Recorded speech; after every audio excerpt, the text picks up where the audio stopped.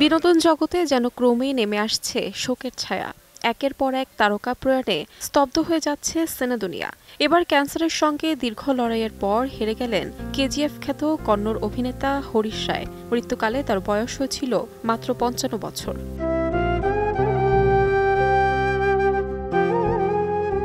বৃহস্পতিবার বেঙ্গালুরুর কিটওয়াই হাসপাতালে শেষ নিঃশ্বাস ত্যাগ করেন তিনি। জানা যায় ২০২২ সাল থেকেই থাইরয়েড ক্যান্সারে ভুগছিলেন অভিনেতা। এরপর কেজিএফের শুটিং শেষ করেই চিকিৎসা শুরু করেন। সিনেমাটিতে কাশেম চাচা চরিত্রে অভিনয় করে দর্শকদের মনে গভীর জায়গা করে নিয়েছিলেন হরিশ। এছাড়াও ওম সিনেমায় ডন রায় চরিত্রে অভিনয় করে নজর কেড়েছিলেন।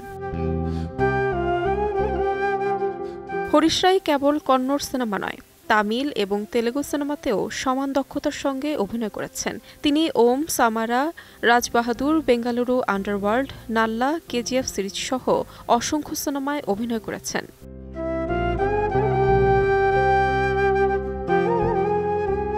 তার অকাল প্রয়াণে শোকস্তব্ধ পুরো দক্ষিণী ফিল্ম ইন্ডাস্ট্রি।